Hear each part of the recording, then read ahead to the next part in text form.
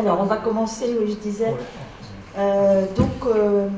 On m'a demandé de vous présenter un quiz, en fait, des questions. Moi, j'ai fait plutôt ça sous forme de cas cliniques questions sur les troubles 10. Donc, ça va être des choses qui vont être soit reprendre ce qu'on a dit hier, soit complémentaires, comme je l'avais expliqué.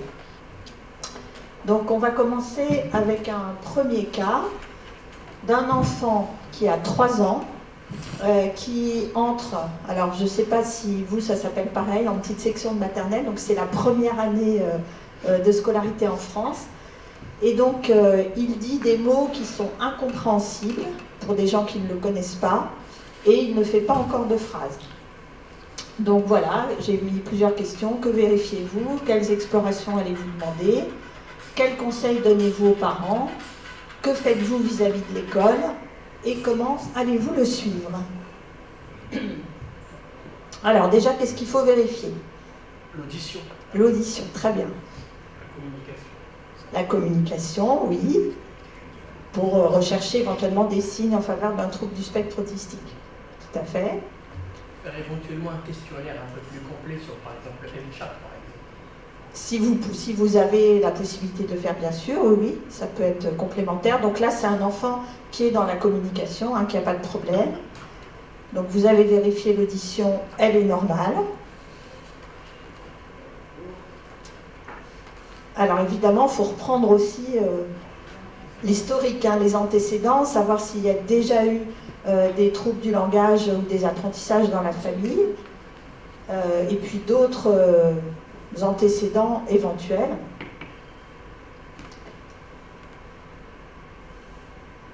Alors sinon, on va chercher... Oui. Alors d'abord, avant l'examen neurologique, les antécédents personnels de l'enfant. Est-ce qu'il y a eu des problèmes pendant la grossesse, l'accouchement, l'existence éventuellement de malformations associées, l'examen, donc les antécédents neurologiques s'il en a, et puis surtout aussi l'acquisition. Alors les acquisitions, bon là en l'occurrence, les premiers mots, ils sont pas compréhensibles, enfin actuellement il n'est pas intelligible, mais vous pouvez quand même demander aux parents, savoir à quel âge il a commencé à babiller ou à dire quelque chose qui ressemble à papa-maman, à l'âge des premiers mots. Et l'âge de la marche, c'est important parce que là, on va chercher si on a des signes en faveur d'un retard de développement plus global. En général, les enfants qui ont un trouble du langage, un trouble développemental du langage, ils ont des acquisitions qui sont tout à fait normales par ailleurs. Donc l'âge de la marche. Ensuite, effectivement, on passe à l'examen clinique. Donc là, on va faire un examen, alors particulièrement neurologique, pour rechercher des signes en faveur d'un problème particulier. On va regarder aussi si on a des signes de dysmorphie. Ça peut nous orienter éventuellement vers une étiologie génétique. L'existence de taches cutanées pour tout ce qui est maladie neurofibromatose et autres. Et puis donc l'audition, comme vous l'avez dit. On va évaluer la communication, très bien. Le comportement, est-ce que c'est un enfant inhibé ou agité? Et on va essayer d'évaluer sa compréhension avec des ordres simples. Là, on ne parle pas forcément de faire passer des tests, même si on peut le faire, mais à 3 ans, c'est très difficile de faire passer des tests. Donc, surtout, ce qu'on recherche, c'est s'il y a une notion de régression du langage, comme je l'ai dit hier, pour rechercher éventuellement un syndrome de Landau-Kleffner. Et parfois, on a une compréhension, même si la régression, elle n'est pas franche, quand il y a une compréhension très altérée, on fait quand même systématiquement l'électroencéphalogramme de sieste pour rechercher des anomalies. Et donc, si vous trouvez des anomalies sur l'électroencéphalogramme de sieste, il faut demander un électroencéphalogramme de 24 heures, puisque le diagnostic de Landau-Kleffner, c'est sur le G de 24 heures. Alors, quelles explorations? Bon, ça, vous me l'avez dit plus ou moins, vérifier l'audition chez un ORL. Donc, en France, il y a des dépistages de la surdité en maternelle, mais là, il faut vraiment demander qu'il aille chez un ORL et qu'il y ait un audiogramme qui soit réalisé. Et des PEA si on peut pas, s'il n'y a pas de participation de l'enfant. Alors, la vie pédopsychiatrique, vous en avez parlé, enfin, en tout cas, rechercher des signes. Après, on va essayer de savoir, donc, si on a l'impression que l'enfant a des capacités cognitives normales. Alors, soit à 3 ans, c'est rare qu'il ait déjà eu une évaluation psychométrique, sauf si on avait un doute sur un retard de développement. Donc on peut tester, sans tester déjà, on va rechercher si dans l'anamnèse, il y a des signes qui orientent vers un retard global de développement. Donc par exemple, s'il y a une marche après 18 mois, ou s'il y a d'autres signes associés. Alors, ça, j'aurais pas dû le mettre, je reviens en arrière. Donc, cet enfant qui a 3 ans, qui est inintelligible et qui ne fait pas de phrase. Est-ce que vous vous rappelez hier ce que je vous ai dit sur les signes de gravité? Dans les critères de la HAS, là, la Haute Autorité de Santé, il y a des critères de gravité à 3 ans. L'absence de phrase, l'absence de phrase, c'est vrai, ce qu'on appelle l'agrammatisme, l'inintelligibilité et éventuellement les troubles de la compréhension. Voilà. Donc là, en l'occurrence, pour cet enfant, il est inintelligible et il ne fait pas de phrase. Donc on est dans le cadre des troubles, a priori sévères. Donc on va demander, sans attendre, si on peut, si on trouve, un bilan orthophonique du fait de ces signes de gravité. Alors, quel conseil vous allez donner aux parents? Vous vouliez demander quelque chose?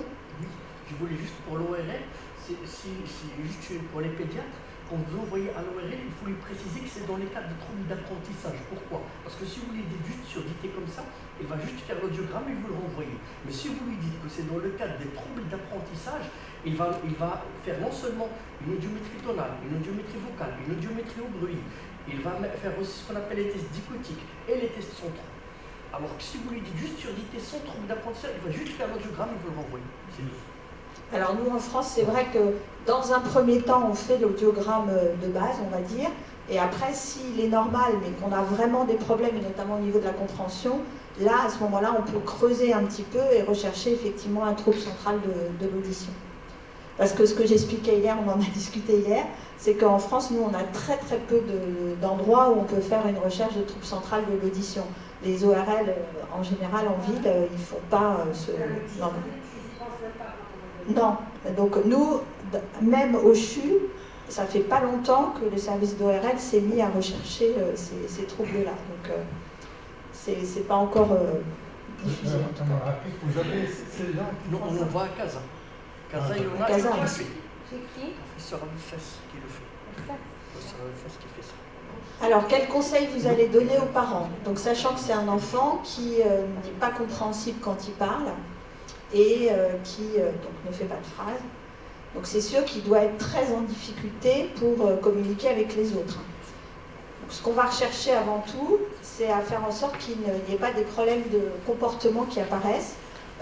Alors, a priori, là, cet enfant-là n'a pas de problème de compréhension, donc au moins, il est dans la communication quand on lui parle, mais il est extrêmement frustré de ne pas pouvoir s'exprimer.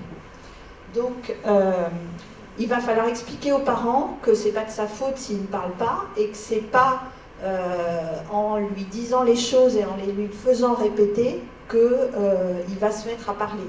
Là, il a vraiment besoin de rééducation, et au contraire, si on essaye d'insister en lui demandant de répéter, ça peut le bloquer. Et donc, il faut faire vraiment très attention de favoriser la communication sans bloquer éventuellement l'enfant. Donc, ça veut dire que s'il dit quelque chose et que vous pensez avoir compris, vous allez le lui reformuler correctement en lui demandant tu veux telle chose, s'il montre, parce que souvent, ils utilisent beaucoup les gestes.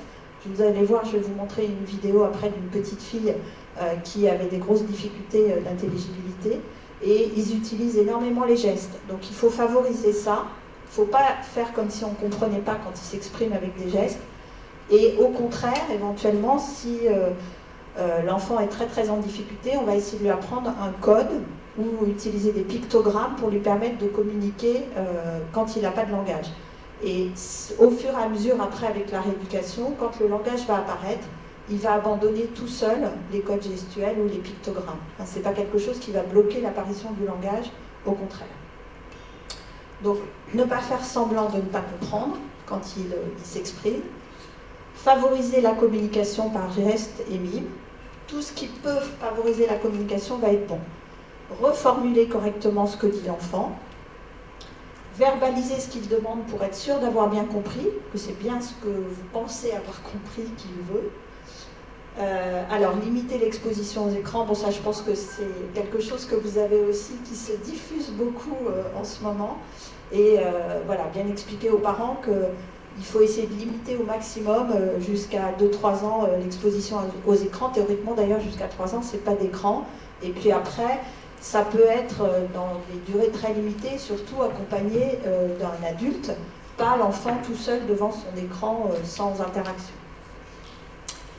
Alors, s'il y a un bilinguisme, c'est évidemment pas le bilinguisme qui est à l'origine du trouble du langage, mais ça peut compliquer un petit peu les choses. Alors, soit les parents sont parfaitement bilingues et s'expriment bien dans les deux langues, et à ce moment-là, c'est vrai qu'on leur demande plutôt de parler dans la langue de scolarisation de l'enfant, parce que c'est ce qui va être amené à utiliser au quotidien à l'école.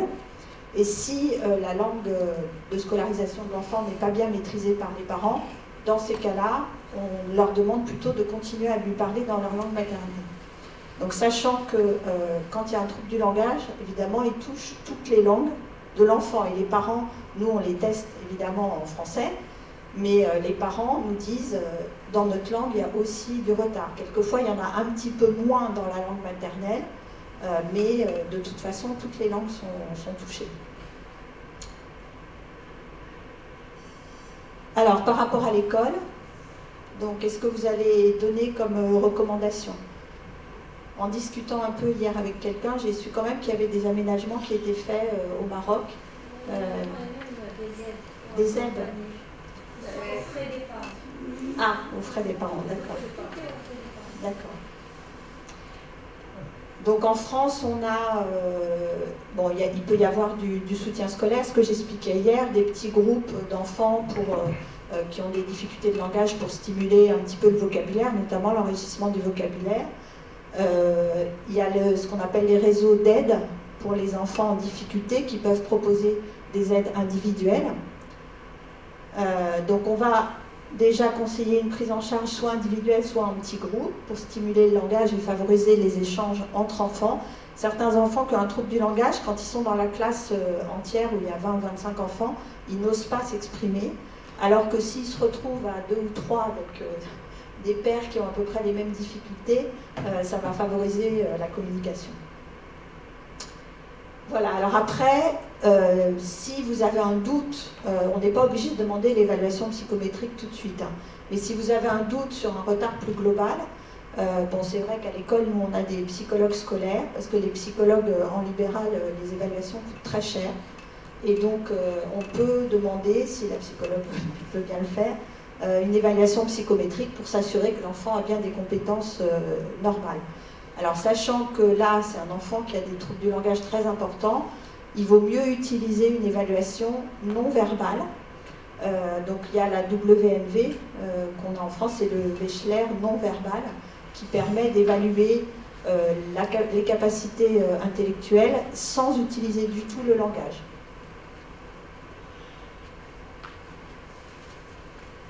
Et donc, comment vous allez le suivre? Bonjour. Donc là, je vous rappelle, on a demandé un bilan orthophonique, donc on attend évidemment d'avoir le résultat du bilan orthophonique. Bon, il y a toutes les chances que quand même l'orthophoniste dise qu'il a des difficultés et qu'il faut le prendre en charge. Si l'enfant est coopérant, il faut le prendre en charge dès qu'il peut coopérer. Excusez-moi,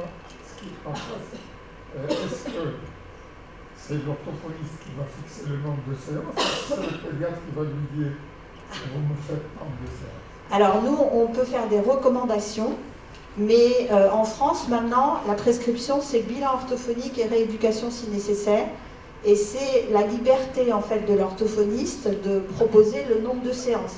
En fait, quand vous faites une prescription, je crois que le nombre de base de séances c'est 30 séances, et après, soit c'est une fois par semaine.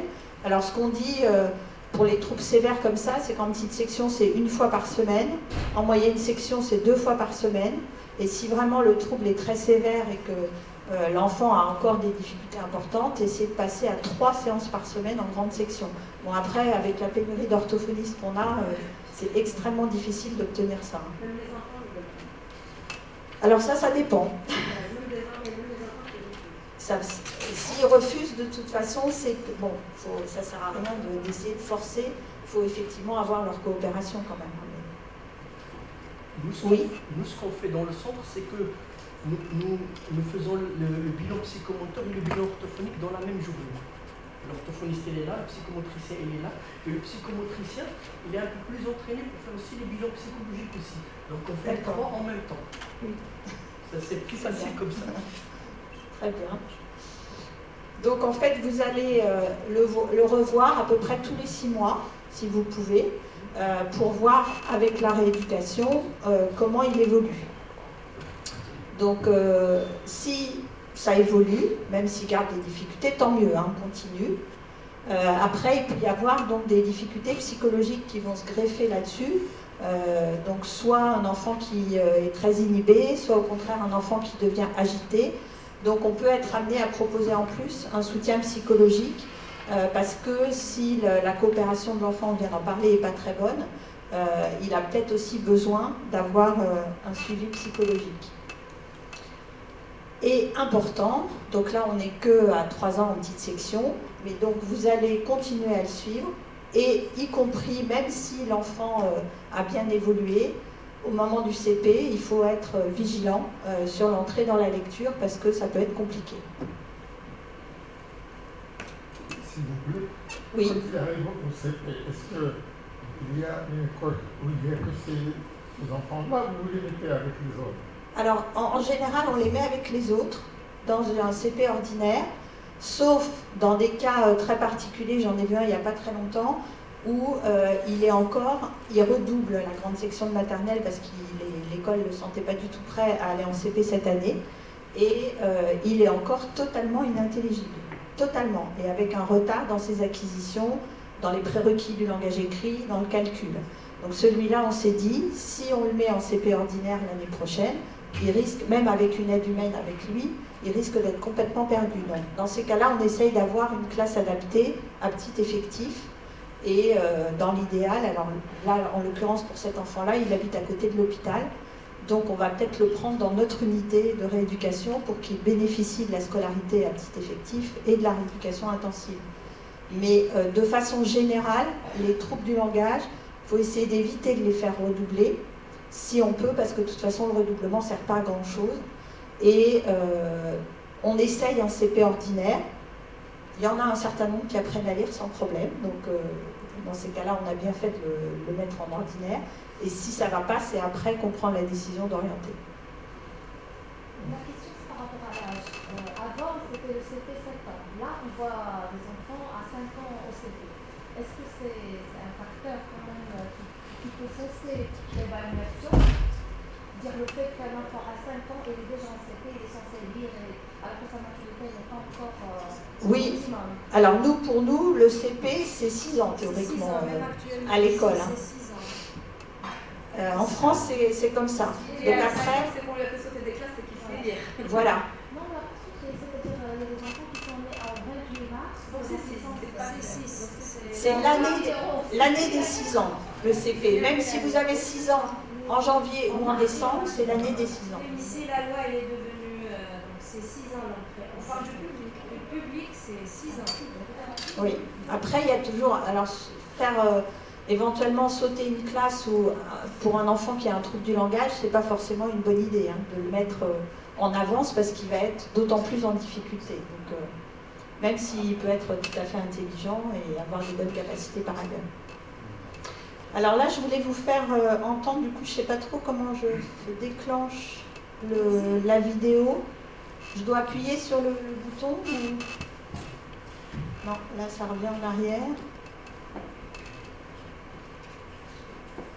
Ah, il faut déclencher dessus, d'accord. Donc là, vous allez écouter cette petite fille qui raconte le petit chaperon rouge. Le petit chaperon rouge. Elle a 4 ans et demi. Il était tout rouge. Il était temps de fois. Et puis, quand il a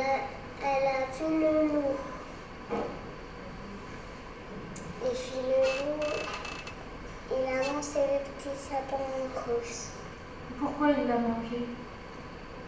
Elle est où, cette petite fille? Elle était où?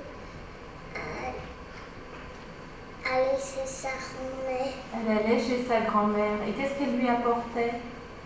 Une crêpe, une bouteille. Ouais. Et puis? Où est-ce qu'elle l'a rencontré, le loup? Dans les foins. Dans Les foins. les bois. Dans les bois. Les bois. Voilà, donc elle, vous voyez qu'elle elle parle hein, quand même, elle fait des phrases, elle est tout à fait intelligible, même si elle a un petit trouble de production de la parole. Donc à 4 ans et demi, on considère que là, il n'y a pas de signe de gravité et on peut lui proposer de la rééducation, mais bon, si on n'en trouve pas, c'est pas non plus dramatique, il faut la suivre, mais il n'y a pas de critère de gravité. Après, vous allez voir donc cette deuxième petite fille qui a 5 ans. Voilà. Oh, Et ça elle fait vous le 5. montre. T'as 5 ans? Oui. Et est-ce que tu vas à l'école? Qu'est-ce que tu fais à l'école? Ici, Tu dessines. Et puis, Mimi, tu t'amuses. T'as des copines? Et la maîtresse, elle est gentille, ta maîtresse? non, Ah non, qu'est-ce qu'elle fait? Iki, Elle crie? Et pourquoi elle crie? les enfants Nata, Les enfants, ils sont pas sages. Ah oui, donne pas des coups de main. Qu'est-ce qu'ils font comme bêtises, les enfants? Tu sais? Oh, si. Qu'est-ce qu'ils font comme bêtises dans la classe?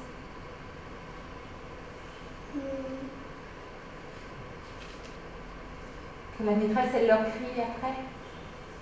Est-ce qu'elle te gronde, toi, la maîtresse? Non, que les enfants? Les autres? Toi, t'es sage? ouais, Tu me racontes ce qui se passe, Mange? Nathan, Oui.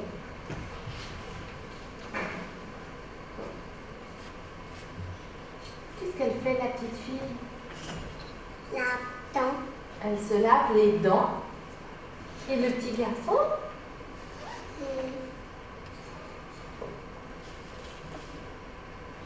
Tu vois qu'est-ce qu'il fait, le petit garçon? oui, Il s'essuie, très bien. Et où est-ce qu'elle est montée, la petite fille? Regarde sur quoi? Elle est montée sur un tabouret. Vous voyez qu'elle est en grande difficulté, 5 ans, elle n'arrive pas à faire des phrases, elle juxtapose des mots, elle a un gros trouble phonologique, hein, on ne comprend pas toujours ce qu'elle dit. Donc elle, c'est sûr qu'il y a des signes de gravité. Il faudrait, dans l'idéal, qu'elle ait de la rééducation orthophonique 3 fois par semaine et qu'on commence aussi à préparer l'entrée dans la lecture. Bon, je vais être obligée d'avancer, j'avais mis quelques diapos sur le trouble du langage, mais si on veut avoir le temps de voir tous les cas cliniques, je vais passer à la suite. Donc ne pas oublier de rechercher des troubles associés, bon, la mémoire de travail, ils en ont très fréquemment, des troubles du graphisme, et des difficultés psychologiques. Donc ça, je vous l'ai déjà dit de toute façon, donc je passe, voilà, au cas clinique numéro 2. Donc là, il s'agit d'une enfant de 7 ans que j'avais vue en fin de CP, parce qu'elle n'était pas lectrice, malgré donc une prise en charge orthophonique 1 fois par semaine. Donc, pareil, même question, hein, que vérifiez-vous? Oui. Les antécédents. Toujours pareil, d'accord. Mais là, je pense qu'il faudrait ajouter aussi le sommeil et les troubles visuels. Oui, absolument, parce qu'il y a la lecture. Alors, je vais vous... Donc, les antécédents familiaux, on en a parlé. Donc là, en l'occurrence, il n'y en avait pas. Les antécédents personnels, donc c'est une enfant qui avait des difficultés, qui avait eu des difficultés de prononciation, qui avait été peu intelligible à un moment, quand elle était plus jeune, et qui avait en fait des otites séreuses. Donc elle a été opérée, elle a eu une adénoïdectomie, et après l'audition s'est normalisée. Donc l'examen clinique, on reprend la même démarche, hein. On recherche s'il y a des signes de dysmorphie tache cutanée, on regarde vaguement l'audition, la vue, rien de particulier chez elle. On évalue la communication, elle est bonne, hein, elle est tout à fait dans l'échange. Et on recherche s'il y a des difficultés associées, donc dans les autres domaines d'apprentissage, sachant que donc là elle a des problèmes en lecture. Bon, pas de problème en maths pour l'instant, pas de difficulté de concentration, pas de problème de graphisme, donc rien d'autre à part ces difficultés d'entrer dans la lecture. Alors ça c'est l'exemple de la batterie, ça c'est celle qu'on utilisait à l'époque qui était la brève, donc la dictée de fin de CP au moment où je la vois, donc théoriquement c'est mi, ta, fu, pro, donc des syllabes. Après c'était son prénom, Mélina, la maman et le papa. Et donc là il y a une... pardon.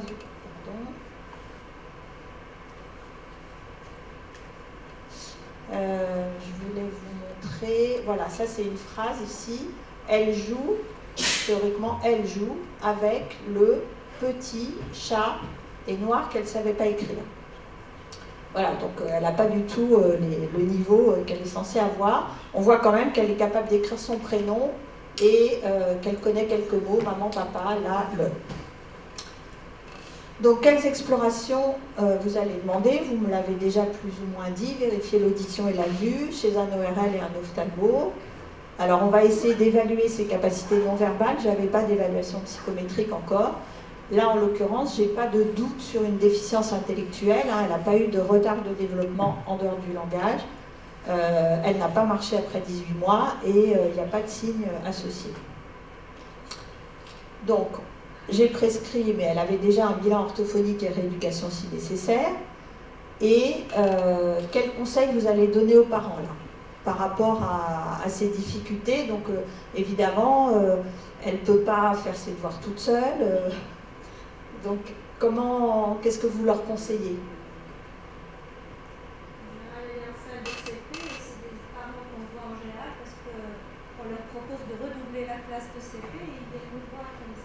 Oui. Alors là, en l'occurrence, elle n'avait pas de difficulté en maths à ce moment-là. Et du coup, c'est vrai qu'à ce moment-là, l'école en France a tendance à les faire passer en CE1, tout en se disant qu'il ne faut pas qu'elle prenne du retard.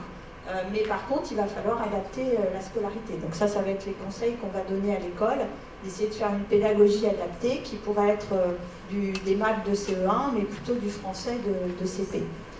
Par rapport aux parents, donc en fait, il faut leur dire, bon évidemment, déjà expliquer ce que c'est, bon a priori ça ressemble quand même à une dyslexie, donc leur dire que c'est pas de sa faute, que c'est pas de la mauvaise volonté, qu'elle ne le fait pas exprès, parce que quelquefois les parents ne comprennent pas pourquoi les enfants refusent même de faire les devoirs, et donc il faut leur dire qu'en attendant qu'elle sache lire, déjà il faut lui lire les consignes, l'interroger à l'oral, essayer d'écrire à sa place si elle a des choses, des exercices à faire par exemple. Donc voilà, expliquer que c'est pas sa faute, ne pas s'acharner à la faire lire surtout, parce que pour les enfants dyslexiques, c'est pas en lisant qu'on apprend à lire. En fait, ce qu'il faut, c'est plutôt essayer de lui donner le goût de la lecture, qu'a priori là, elle n'a pas, parce que c'est quelque chose qui est très difficile pour elle. Donc en fait, essayer de leur expliquer que continuer à lui lire des histoires, par exemple le soir, c'est important, que ça peut lui donner envie, enfin, qu'elle ait au moins une appétence pour la lecture, que ça ne la dégoûte pas. Alors les parents, on les voit souvent venir des enfants pareils. Pour eux, il faut de l'exercice. Donc on leur achète beaucoup de cahiers, de petits cahiers comme ça d'écriture. Et ça devient des corbeilles pour l'écriture. Oui, mais ça, il faut éviter. Ils viennent avec des cahiers comme ça, où ils vous montrent comme quoi ça ne marche pas, et en essayant d'écrire des fois, un pointillé, suivre le point, etc. Donc ça, il faut leur expliquer que c'est pas comme ça que ça marche dans ces cas-là. Ça, c'est quand il y a un retard pédagogique, éventuellement, là, ça peut permettre de rattraper des choses. Mais là, en l'occurrence, il faut essayer de laisser travailler l'orthophoniste et juste patienter et attendre que la lecture, l'écriture arrive, enfin la transcription. Oui. Moi, le bref de cette fille m'a fait réfléchir. Moi, je ne m'arrêterai pas à un examen ophtalmo ordinaire dans ce cas-là. J'irai vers un examen orthoptique un peu plus détaillé et j'irai même vers un ophtalmo qui fait de la proprioception. Parce que souvent, ils n'ont pas de problème, même s'ils n'ont pas de problème visuel, ils ont ce qu'on appelle des problèmes de proprioception. C'est-à-dire que la perception de la vision est perturbée. Par exemple, un enfant normal, il voit l'objet ici, celui-là, il le voit là. Donc, ça veut dire que même si l'acuité visuelle est normale, là, il faudrait penser plus loin, parce que le fait qu'il n'arrive pas à suivre les lignes, que le bref il est comme ça, je demanderais quand même un ophtalmo qui fait beaucoup de... Alors, a priori, elle n'a pas de problème visuel. Hein. En tout cas, ça ne vient pas de ça. Après, je ne sais pas... C'est ce qu'on appelle, il y a la proprioception, ils n'ont pas de problème visuel, mais ils ont ce qu'on appelle la perception de la vision. C'est un concept qui commence un petit peu à émerger, et c'est souvent des verres, parce que comme je lui dis, le fait de voir l'objet, il est là, il le voit là. Il a une acuité visuelle normale. Là, on est vraiment dans le cadre d'une dyslexie, on va dire, classique. Hein. Voilà. Donc, pour les devoirs, expliquer aux parents qu'il faut lui lire les consignes, écrire à sa place les réponses. Et puis, donc, elle n'avait qu'une séance d'orthophonie par semaine. Essayer de conseiller, si on peut, d'augmenter la fréquence de la rééducation au moins à 2 séances par semaine.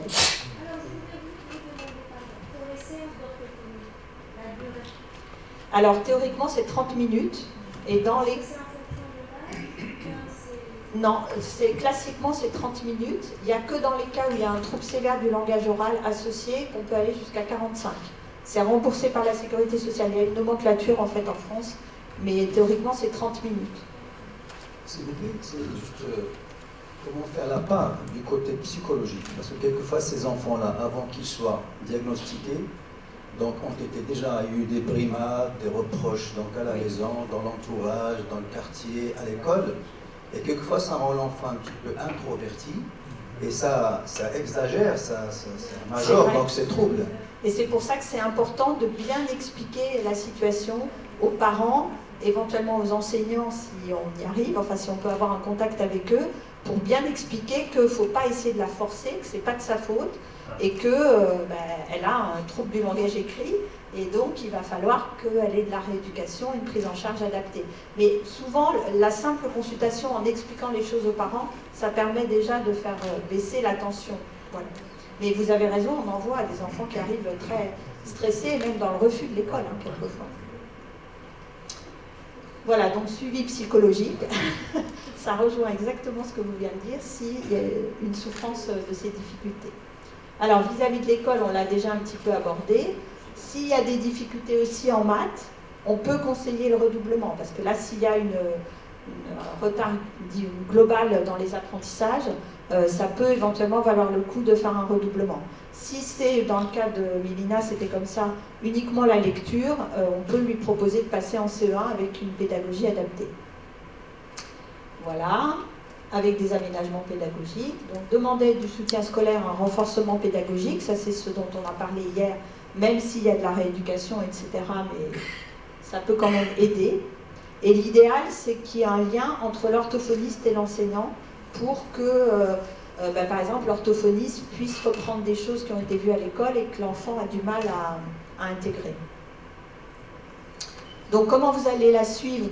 Il faut la revoir aussi tous les 6 mois ou 1 an pour évaluer ses progrès, voir si ça avance. Donc là, en l'occurrence, j'avais demandé, elle avait son suivi orthophonique, mais j'avais demandé à la revoir dans le service avec un bilan orthophonique et une évaluation psychométrique que je n'avais pas. Donc le bilan orthophonique, il a montré qu'elle avait toujours des séquelles de son retard de langage, avec encore un trouble phonologique, et puis confirmait donc le trouble du langage écrit. Elle a eu une évaluation neuropsychologique, donc à l'époque c'était avec le WISC-3, c'est un vieux cas clinique, parce que vous allez voir que j'ai des vidéos. Donc il y a 2 échelles, QI verbal qui était à 92, donc dans la moyenne, un petit peu en dessous, et le QI performance à 113, donc plutôt au-dessus, ça c'est plutôt tout ce qui est non-verbal. Et donc elle avait en plus des difficultés psychologiques parce qu'elle était en souffrance par rapport à ces difficultés. Donc là, j'avais conseillé d'intensifier l'orthophonie encore plus à 3 séances par semaine. Et je l'ai revu donc en fin de CE1, où il n'y avait toujours pas de mise en place du langage écrit.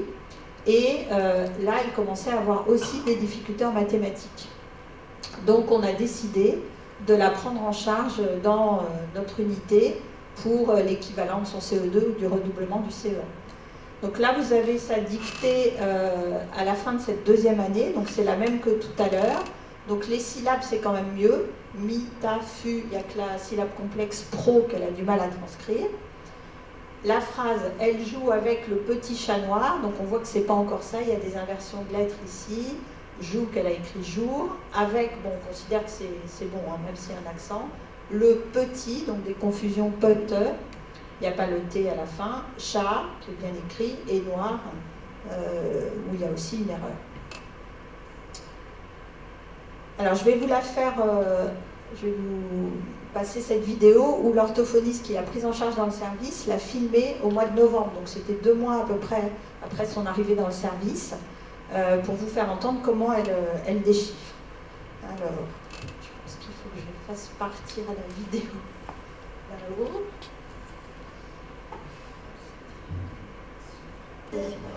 Un chat roux. Bon. Beau. Un chapeau. Son. Bi. Ça me dit passer un au saut. Passe des. T'es où là? Tu en es où? Là, là. Non, oui, ici. C'est quoi ce petit mot? Des. Ce petit mot, c'est des. C'est. Et. Entrer par là. L'un. Par là. L'un. C'est quoi la première lettre? F. Fin. Tron. Passer. En. Par là. On va couper ici, regarde. Fin. Non, si je coupe ici. Fin. Non, si je coupe. Non. Feu et eux, ça fait quoi?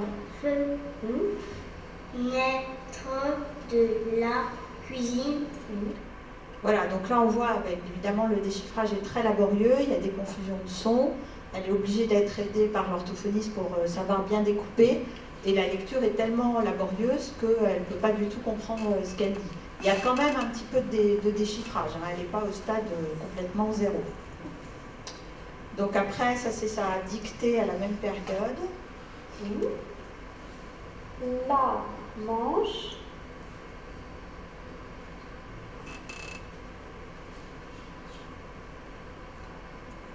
La phrase c'est « Je salis la manche de mon pull ». De mon pull.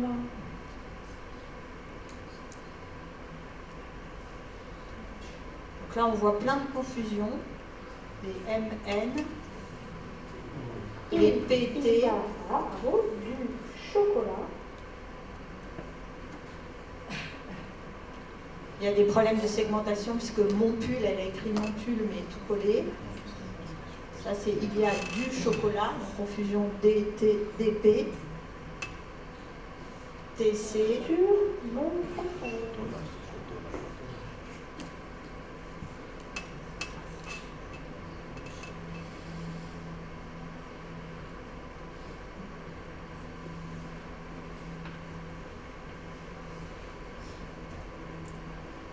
C'est pantalon, ça. On n'a pas appris le on il y a peu de temps. Pantalon.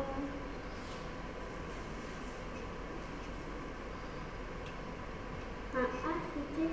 Non, ça c'est bien. Pantalon. Un L. Voilà, donc il y a encore du travail pour la pauvre orthophoniste. Alors là, il s'agit en fait d'une dyslexie de type phonologique. Bon, on n'est pas obligé de rentrer dans les détails, mais en fait avec vraiment des confusions sur les sons. Donc elle a bénéficié dans le service, comme tous les enfants qui sont chez nous, de 4 séances d'orthophonie par semaine. Il y avait encore beaucoup de problèmes de discrimination des sons, qui étaient certainement en lien avec ses antécédents d'otite séreuse. Donc il faut vraiment travailler sur la voie d'assemblage, c'est-à-dire la lecture syllabique. Hein. Elle a bénéficié aussi d'une rééducation logico-mathématique une fois par semaine, puisqu'elle avait des difficultés avec le nombre, les noms des nombres, ce qui est très classique chez les enfants dyslexiques. Et puis la construction du nombre, les notions d'unité, dizaines, centaines n'étaient pas bien maîtrisées. Donc elle a poursuivi un suivi psychologique qu'elle avait, et donc elle a bénéficié de la scolarité spécialisée dans notre école, où ils sont 7 par classe.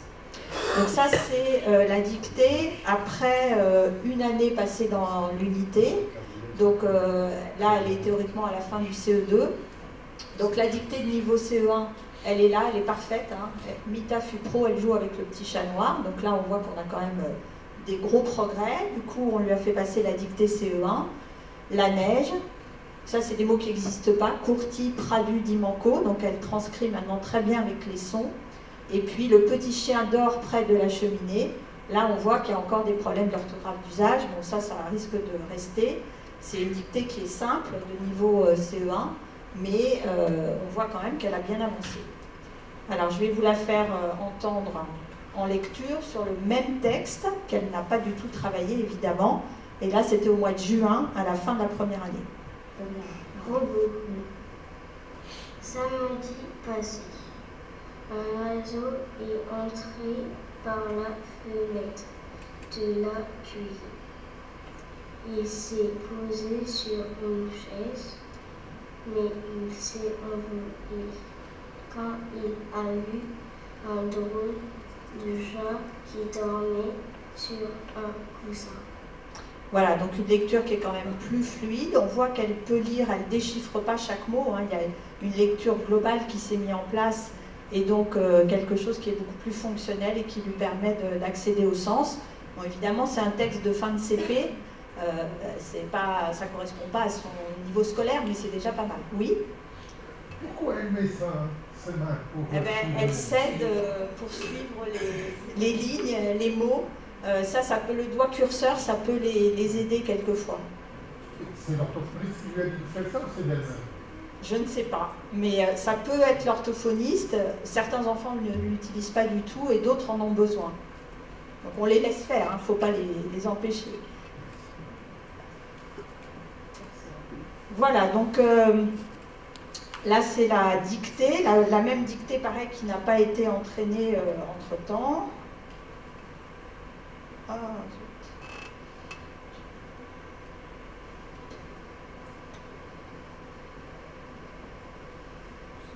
donc là on voit bien aussi que les confusions de sons ont réussi à sauter. Donc la manche, elle écrit bien manche, de mon pull, vous allez voir ce qui reste. Donc là elle écrit complètement phonétiquement. Il y a du chocolat sur mon pantalon et sur ma jupe. Et en fait, ce qui pêche maintenant, c'est l'orthographe d'usage. Elle écrit phonétiquement, elle n'a pas encore la connaissance de l'orthographe, et ça risque, même si elle va progresser, parce que là, c'est des mots assez simples, enfin, quoique pull, c'est pas un mot non plus très facile, mais elle va garder certainement des difficultés de toute façon d'orthographe d'usage. Donc, chocolat est bien écrit au niveau phonétique, il manque le T muet à la fin. Sur mon pantalon. Et là, le on est bien maîtrisé. Et sur mon voilà. Donc elle, finalement, d'habitude, on les garde à peu près 2 ans. Et elle a pu repartir au bout d'1 an et demi parce qu'elle avait suffisamment progressé et qu'on pensait qu'elle pouvait repartir dans son école ordinaire. C'est l'objectif, hein. En fait, on les garde le temps nécessaire pour qu'ils acquièrent une lecture fonctionnelle et après ils repartent. Voilà. Avec le même niveau que c'est... Ou bien non. Elle est restée sur le CE1. Elle a toujours un niveau qui est inférieur à celui de sa classe, mais à partir du moment où elle est lectrice, on pense qu'elle peut continuer sa scolarité en milieu ordinaire avec des aides. Donc là, face à un enfant, c'est ce que je vous disais hier, qui a un trouble des apprentissages, c'est important de pouvoir bien orienter le diagnostic parce que la prise en charge et l'orientation scolaire vont en dépendre. Évidemment, quand il y a un trouble neurosensoriel, on va le traiter, mettre des lunettes s'il y en a besoin. Quand il s'agit d'une déficience intellectuelle, on va plutôt proposer des classes adaptées avec des plus petits effectifs et puis diminuer donc les exigences et les laisser apprendre à leur rythme. Quand il y a un trouble psychopathologique, proposer plutôt un suivi psychologique et attendre éventuellement que ça aille mieux, ou des classes adaptées aussi s'il s'agit d'un trouble du spectre de l'autisme. Et puis en cas de trouble spécifique, là on insiste sur la rééducation et on essaye de maintenir une scolarité normale tant qu'on peut avec des adaptations. Alors je passe vite aussi, on va passer au troisième cas. Alors là c'est quelque chose que j'ai pas bien abordé hier, donc c'est un enfant de 8 ans en CE2 qui a des difficultés pour écrire. Donc la plainte c'est sur l'écriture. Donc quel diagnostic vous allez évoquer, qu'est-ce que vous allez vérifier, quelles explorations allez-vous demander, etc. Toujours les mêmes questions. Alors, devant des difficultés d'écriture, à votre avis, qu'est-ce qu'on peut évoquer?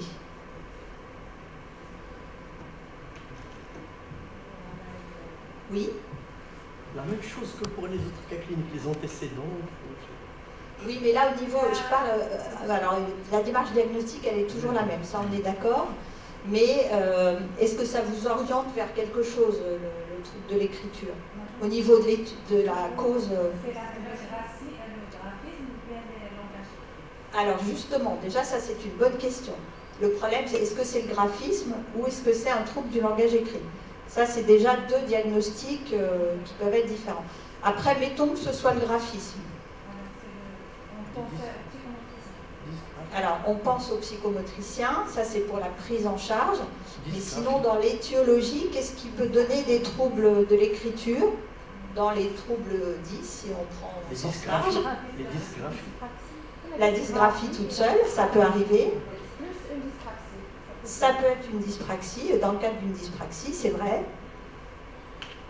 C'est déjà pas mal, hein, vous avez bien avancé. Après, ça peut être aussi un trouble déficitaire de l'attention avec hyperactivité. Ils ont des dysgraphies fréquentes. Ça peut arriver que ce soit d'origine psychologique. Des enfants très inhibés. Bon, voilà, c'est une possibilité. Alors, donc, beaucoup de choses. Hein. En fait, le trouble du graphisme, c'est très vague comme difficulté.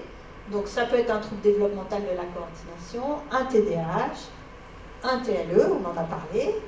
Et certains enfants ont une dyslexie et une dysgraphie, hein, les deux associés, parce qu'il y a plus de troubles du graphisme chez les enfants dyslexiques.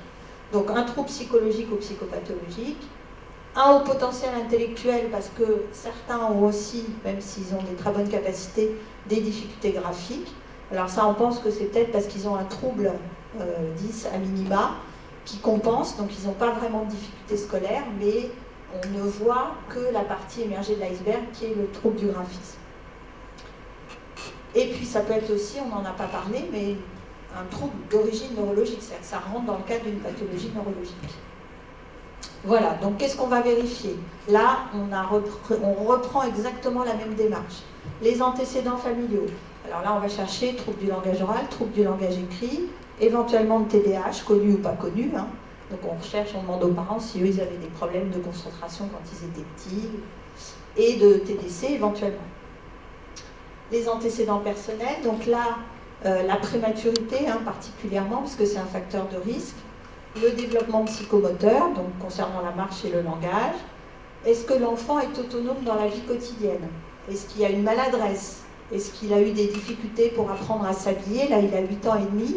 Est-ce qu'il peut s'habiller tout seul? Est-ce qu'il arrive à boutonner ses boutons, à mettre une fermeture éclair, par exemple?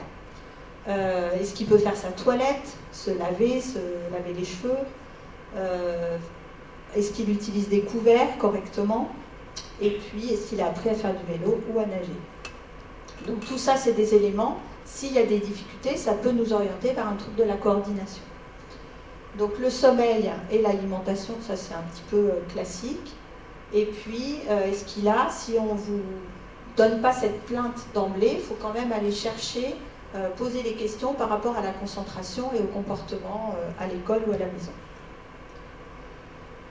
l'existence de difficultés relationnelles. Est-ce qu'il a des problèmes au niveau de la communication avec les autres, des intérêts restreints, une anxiété, tout ce qui peut vous orienter vers des difficultés psychologiques. Et donc là, j'insiste sur... parce que quand c'est un enfant qui a des difficultés un petit peu multiples comme ça, en fait, il faut surtout reprendre l'histoire et demander aux parents à partir de quand vous avez eu des inquiétudes et qu'est-ce qui vous a inquiété en premier. Et en général, c'est ça qui va vous orienter vers le diagnostic. Donc, quelles explorations vous allez demander? Donc, on en a parlé, bilan psychomoteur, vous me l'avez dit très rapidement, surtout s'il y a des difficultés motrices assez globales, à l'anamnèse, là qu'on retrouve, et éventuellement des difficultés visio-spatiales aussi qui sont signalées. Éventuellement, alors ça pourrait être un enfant plus grand, ça m'arrive par exemple d'en voir qui sont en 6e, donc à 11 ans, 10 ans, qui ont des difficultés uniquement sur l'écriture. Là, on n'est pas, s'il n'y a pas d'histoire de maladresse, on n'est pas obligé de faire le bilan psychomoteur. On peut déjà demander un bilan ergothérapique et que, enfin, on a dans l'arrière-pensée de mettre en place l'ordinateur peut-être comme moyen de compensation. Alors, un bilan orthoptique, là, c'est creusé au niveau visuel, on est bien d'accord, systématique, surtout si on a un doute sur un trouble développemental de la coordination, les difficultés de convergence, les difficultés de la motricité oculaire conjuguée, etc. C'est à peu près 80-85% des enfants qui ont un TDC. Donc c'est extrêmement fréquent et c'est sûr que pour les rééduquer, il faut déjà qu'ils aient une vision qui soit correcte. Donc selon l'orientation diagnostique que vous allez avoir, on va rechercher les critères du TDAH éventuellement, si on est plutôt orienté là-dessus, donc faire les critères du DSM en consultation, demander un bilan orthophonique, un bilan psychologique avec une évaluation psychométrique plus ou moins de l'attention. Et si nécessaire, on ne demande pas tout ça, hein, c'est en fonction de l'orientation, un avis pédopsychiatrique ou neuropédiatrique si vous êtes plutôt orienté vers un trouble neuro. Alors, quels conseils vous allez donner aux parents donc, par rapport à ces difficultés d'écriture? Surtout, il ne faut pas le forcer à écrire, ça rejoint un peu ce que vous disiez tout à l'heure, parce que ça risque de le bloquer, et donc ne pas lui faire faire des pages d'écriture. Essayez de passer au maximum par l'oral pour les devoirs et puis lui servir de secrétaire.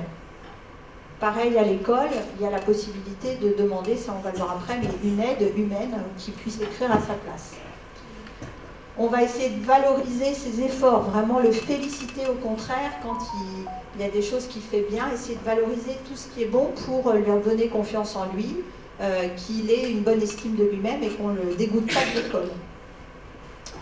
Donc informer la maîtresse des difficultés, demander des aménagements pour alléger l'écrit en classe.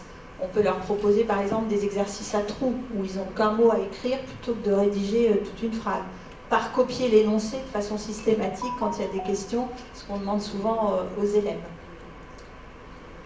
Et donc si on est plutôt orienté vers un TDAH, on peut être amené à proposer, alors en général dans les recommandations, on va le voir après, mais c'est d'abord de la rééducation ou un suivi psychologique, et puis dans un deuxième temps le médicament. Mais c'est vrai que le traitement par méthylphénidate peut vraiment améliorer le graphisme de façon importante. Donc il ne faut pas non plus trop tarder si vraiment le retentissement est important à l'école. Voilà, donc que faites-vous vis-à-vis de l'école? On va informer des difficultés de l'enfant, demander les aménagements. Alors avec nous, ce qu'on appelle un PAP, un plan d'accompagnement personnalisé. Limiter l'écrit, proposer des exercices à trous, favoriser l'oral, éviter les tâches de copie qui sont très compliquées, notamment en cas de troubles de coordination, demander des supports écrits des cours aussi, et puis donc une indulgence dans tout ce qui fait intervenir le visio-spatial, l'écrit, les matières comme la géométrie, la géographie, les SVT où on doit faire des schémas. Tout ça, ça va être compliqué pour un enfant qui a des difficultés, alors surtout si on est dans le cadre d'un TDC, qui a des difficultés visio-spatiales. Pour un enfant plus grand, ou alors si on a fait de la rééducation et que les difficultés graphiques persistent, il ne faut pas attendre trop longtemps avant de mettre en place l'outil informatique. Donc là, demander une rééducation ergothérapique pour apprentissage du clavier. Chez un enfant qui a un TDC, ça peut prendre 2 ans, hein, l'apprentissage du clavier, donc il ne faut pas attendre trop longtemps. Pas forcément les enfants qui ont un trouble de la coordination, ça dépend lesquels. Un dyslexique, par exemple, il peut aller très vite. Si un dyslexique dysgraphique, il y a un intérêt à le mettre en place assez vite. Alors, ça dépend dans quel cas on est. Si on est dans un TDC qui est très maladroit, qui a vraiment une écriture presque illisible, il faut essayer de le mettre assez tôt, même en primaire. Et ça dépend, on évalue vraiment l'appétence de l'enfant, est-ce qu'il a envie d'apprendre à utiliser l'ordinateur ou pas. S'il ne veut pas, il ne faut pas le forcer. Mais bon, souvent, quand ils voient qu'ils se débrouillent quand même bien avec l'ordinateur, ils ont envie. Hein. Quand c'est des plus grands, des dyslexiques, on peut attendre le collège, voire... en fait, ils s'approprient bien l'outil à partir de la 4e à peu près. Là, on sait que ça va aller vite. Donc, voilà, ça dépend des cas. S'il vous plaît. Oui. Je vois qu'il y a pas mal de recommandations qui ont été faites, enfin, qui sont faites pour ces enfants. Est-ce que vous avez des réunions, c'est-à-dire que vous faites avec l'école, avec la psycho, avec tout ça, pour décider bien sûr au cas pour c'est-à-dire des staffs que vous faites en groupe pour décider de telle ou telle démarche? Merci. Alors, on fait des réunions entre nous déjà, si c'est des enfants extérieurs qu'on voit, si on fait des bilans dans le service, on va faire des réunions de synthèse entre nous, et après on va rédiger un compte-rendu pour l'extérieur, les intervenants extérieurs, on l'envoie avec l'accord des parents évidemment, aux intervenants scolaires, qui eux-mêmes font des réunions, ce qu'on appelle des équipes éducatives à l'école. Et donc dans ces équipes éducatives, il peut y avoir l'enseignant, les parents, certains rééducateurs qui sont invités, le psychologue scolaire, le médecin scolaire dans les meilleurs cas, quand il y en a un, et puis ce qu'on appelle l'enseignant référent, qui est un enseignant spécialisé et qui va suivre l'enfant dans sa scolarité et permettre de mettre en place les aménagements dont il a besoin. Et en fait, souvent, nous, on ne peut pas aller à toutes les réunions d'équipe éducative parce qu'on n'a pas le temps, mais on peut avoir des liens téléphoniques avec la personne qui nous appelle, ça peut être la psychologue scolaire ou l'enseignant référent, et surtout, ils utilisent nos comptes rendus, ils reprennent en fait les conseils qu'on a pu donner dans les comptes rendus, qu'ils lisent et puis voilà, mettent en place ce qu'ils peuvent à l'école. C'est important hein, d'avoir du lien, c'est très très important. Alors, comment vous allez le suivre? Bon, là, c'est toujours pareil, c'est au moins une fois par an hein, pour réadapter les suivis, voir comment ça évolue. Un enfant, par exemple, à qui vous avez prescrit de la psychomotricité, qui en a eu 1 an, 2 ans, et puis on a l'impression au bout d'un moment que la rééducation stagne un peu, que ça avance plus trop.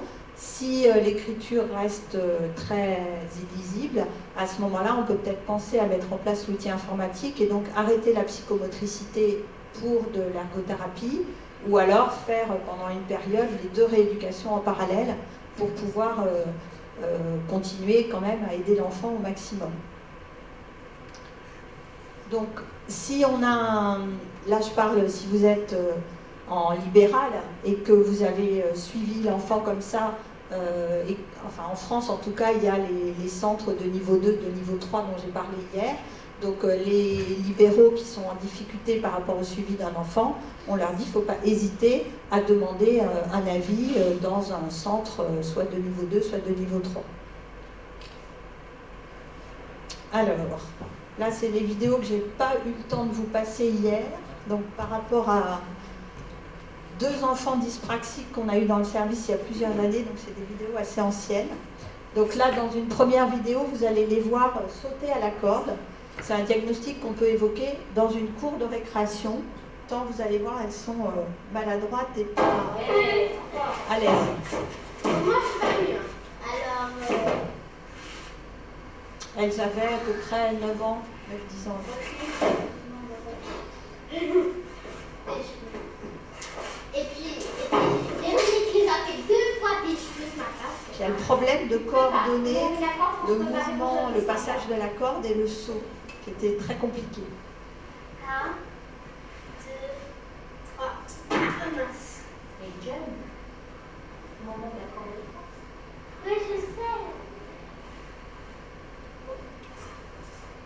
cette jeune-là, déjà elle ne tient pas bien les poignets de la corde. Alors elle, c'était une dyspraxique qui était arrivée chez Catherine Billard, donc qui était chef de service, parce qu'elle n'arrivait pas, quand elle allait à la piscine avec l'école, elle n'arrivait pas à se rhabiller toute seule. Et donc, il l'avait adressée pour les difficultés d'habillage. Et elle avait une dyspraxie plus une dyslexie très sévère.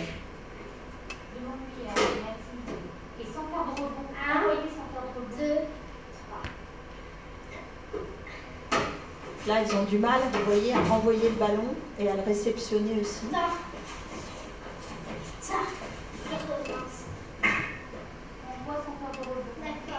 Alors, elle lui demande d'essayer d'envoyer le ballon sans faire de rebond, parce que c'est encore plus difficile. Attention.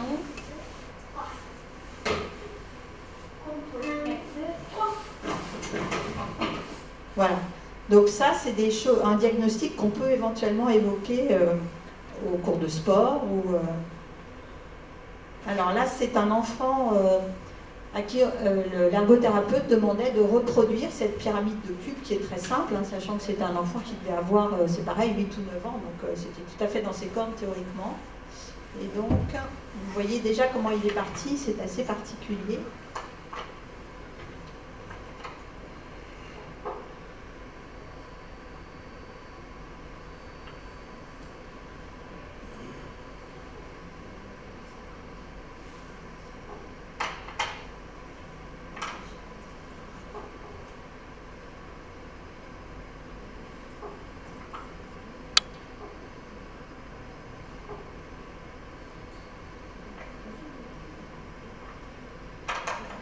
Donc ça, c'est pour illustrer les difficultés visio-constructives et le fait que, en fait, ils n'ont pas... Déjà, ils voient pas, ils voient bien qu'il y a un cube qui manque, mais ils ne savent pas... Alors, il y a un petit souci? Où le mettre. Non. Non.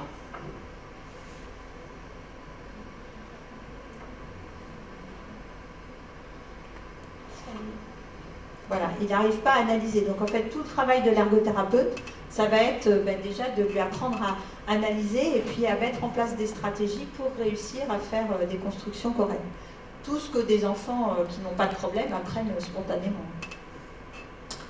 Alors, donc la dysgraphie, bon, ça je vais passer les définitions, on va passer, c'est un motif très fréquent de consultation. Donc on peut évoquer, enfin souvent on nous les adresse avec l'idée qu'il y a peut-être un trouble développemental de la coordination, mais en pratique on n'est pas toujours dans ce cas-là, hein, comme on l'a vu tout à l'heure. Donc l'orientation diagnostique, on en a déjà un petit peu parlé. Si la dysgraphie est associée à une maladresse, à des difficultés dans l'hypraxie et des difficultés visio-spatiales, là on est probablement devant un TDC. Donc on va demander d'emblée plutôt un bilan psychomoteur chez surtout l'enfant qui est jeune. S'il y a une plainte de dysgraphie a priori isolée, donc sans les troubles associés, là on peut évoquer les différents diagnostics qu'on a évoqués tout à l'heure, le trouble du langage écrit, donc il faut évaluer la lecture et l'orthographe. Ça m'est arrivé plus d'une fois face à une plainte sur l'écriture, de découvrir une dyslexie dysorthographie chez un enfant dont on n'avait jamais évoqué le diagnostic, hein, il n'avait jamais été chez l'orthophoniste. Donc un TDAH, on va rechercher les difficultés attentionnelles, une agitation, une impulsivité, un haut potentiel intellectuel, avec une dyspraxie peut-être compensée, des fragilités psychologiques, et puis s'il y a des troubles associés du tonus, tremblement, syndrome cérébelleux, là on est plutôt dans le cadre d'une pathologie neurologique. Voilà, si on fait le WISC, ce qui est quand même très recommandé, à ce moment-là, vous allez avoir un profil de WISC qui peut vous aider à orienter le diagnostic. Si dans les échelles, vous avez une mémoire de travail qui est chutée, là, à ce moment-là, et puis que vous n'avez pas de difficulté visio-spatiale, avec un indice visio-spatial qui est normal, ça oriente plutôt vers les troubles du langage écrit. Si au contraire la vitesse de traitement est chutée, et surtout le subtest code, et que l'indice visio-spatial est dans la norme, ça oriente plutôt vers un TDAH. Et puis si on a des scores au-dessus de 130, bon là on est plutôt dans le cadre d'un profil de HPI. Alors, bon, ça c'est pareil, c'est la dysgraphie qui peut être en lien avec soit un TDC, soit un TDAH, soit un TSLE, soit un haut potentiel, trouble psychoaffectif, trouble autistique. Trouble neuro, c'est des collègues ergo et psychomotes qui avaient fait cette petite marguerite pour évoquer tous les diagnostics. Et on va passer donc dans les 25 minutes qui nous restent, ça va peut-être être un peu court, mais au dernier cas. Donc là, au départ, on est devant un enfant de 4 ans et demi qui est en moyenne section de maternelle et qui est très agité, qui n'arrive pas à se concentrer sur une activité en classe ou à la maison. Donc pareil, là je vous rappelle, il a 4 ans et demi. Hein. Qu'est-ce que vous allez vérifier? Quelles explorations vous allez demander? Quels conseils vous allez donner? Alors, qu'est-ce que vous allez vérifier? 4 ans et demi, il est agité, il a du mal à se concentrer. Les antécédents. Je me rapproche parce que j'entends pas bien.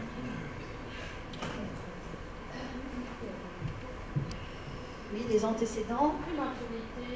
Oui, très bien.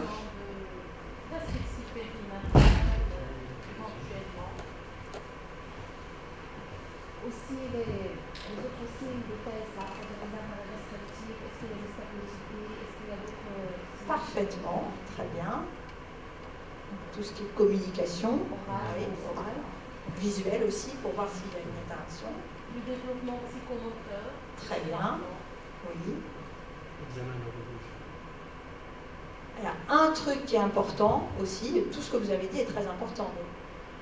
Chez un enfant agité, vérifiez l'audition. Exactement, parce que les enfants sourds, souvent, ils sont très agités. Le langage. Le langage, oui.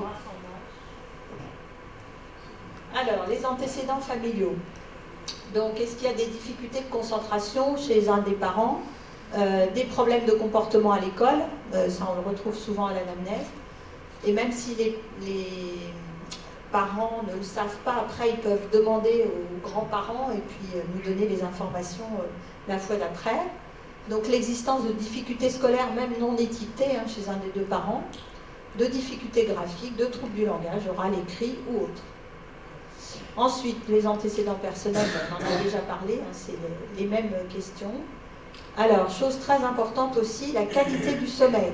Parce que chez un enfant agité, il faut être sûr déjà qu'il dort normalement, enfin suffisamment, qu'il n'est pas non plus tout le temps devant les écrans, cause d'agitation aussi, et qu'il n'a pas, s'il a des ronflements, d'apnée du sommeil. Donc ça, c'est un interrogatoire, il faut y penser parce que ce n'est pas non plus quelque chose qu'on va vous dire systématiquement. Donc la notion de ronflement, les apnées, les parents ne le savent pas forcément, mais si vous leur dites, essayez de l'écouter quand il dort, surtout s'il ronfle, est-ce qu'il y a des moments où vous avez l'impression que sa respiration s'arrête? Donc l'existence aussi d'une somnolence diurne, quelquefois, c'est des enfants qui s'endorment en classe, quand ils ont une mauvaise qualité de sommeil. Donc ça oriente vraiment vers une exploration à ce moment-là du sommeil et la nécessité peut-être de faire une polysomnographie. Les difficultés d'endormissement, ça c'est plutôt en lien avec une anxiété.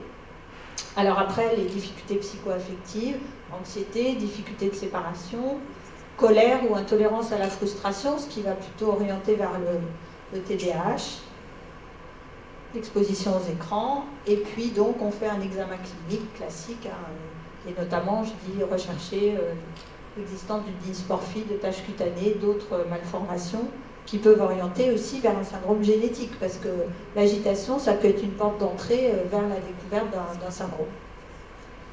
Évaluer la communication, vous l'avez très bien dit. Alors, quelles explorations vous allez demander? Donc, l'audition, chez un ORL, la vue aussi, chez l'ophtalmo, évaluer donc les capacités non verbales si on a un doute sur une déficience, c'est pareil, ça peut être aussi un signe de déficience. Donc évaluer le développement psychomoteur de façon globale. Et puis donc chez ce petit qui a 4 ans et demi, la première prise en charge qu'on peut proposer, alors soit vous êtes orienté vraiment vers des difficultés plus psycho-affectives et vous pouvez l'orienter vers un pédopsychiatre ou un psychologue. Nous on a ce qu'on appelle les CMP en France qui sont des équipes pluridisciplinaire où il y a un pédopsychiatre, des psychologues, des orthophonistes, des psychomotriciens, ou alors ça peut être en libéral. Et sachant qu'il y a une agitation importante, c'est vrai que la psychomotricité est une bonne indication de prise en charge au départ. Alors, avis pédopsychiatrique, psychologique, si on a un doute sur un TSA ou un autre trouble. Et si on a des signes associés, on peut demander un avis neuropédiatrique. Bon, ça c'est par rapport à l'exploration du sommeil, si vous avez des signes qui peuvent vous faire penser que l'enfant n'a pas un sommeil de bonne qualité. Alors, quels conseils vous allez donner aux parents? C'est difficile, hein, quand on a un enfant 4 ans et demi très agité, tout ça, ça peut créer des tensions dans la famille. Ça peut aussi entraîner parfois des gestes ou voilà, une maltraitance d'une certaine façon. Donc déjà, on a parlé de rechercher l'exposition aux écrans, et si cette exposition aux écrans est importante, expliquez bien aux parents que c'est important de limiter, parce qu'en fait l'enfant il est calme. C'est vrai que souvent ils nous disent, mais c'est quand il est devant la télé ou devant sa tablette, là à ce moment-là il me laisse tranquille et c'est le seul moyen que j'ai qu'il soit calme. Mais le problème c'est qu'après, dès qu'on lui enlève la tablette, il devient infernal. D'autres activités, voilà. Sport, oui. martiaux. C'est ça. Donc établir, faut essayer d'expliquer aux parents qu'il faut que l'enfant ait des règles, un cadre qui soit, alors pas trop strict, il faut quand même avoir une certaine souplesse, mais quand même qu'il sache qu'il y a des choses qui sont autorisées et d'autres qui sont interdites. Et s'il enfreint et qu'il prend des risques ou qu'il fait courir des risques aux autres, là il faut essayer d'être assez ferme. Alors ne pas punir trop souvent les enfants, c'est pas non plus une bonne solution.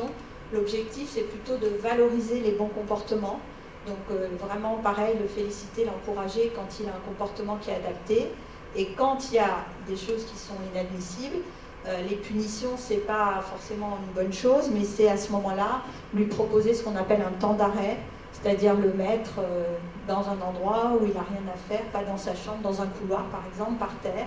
S'il a refusé de faire quelque chose, on le laisse tranquille un moment, et puis après, au bout de ce temps d'arrêt, on dit le temps d'arrêt c'est à peu près 1 minute par année d'âge, donc un enfant de étant 4 ans et demi, voilà, ça va être 5 minutes, et après on lui demande de faire ce qu'il a refusé de faire, ou de s'excuser s'il a fait quelque chose qui n'était pas bien.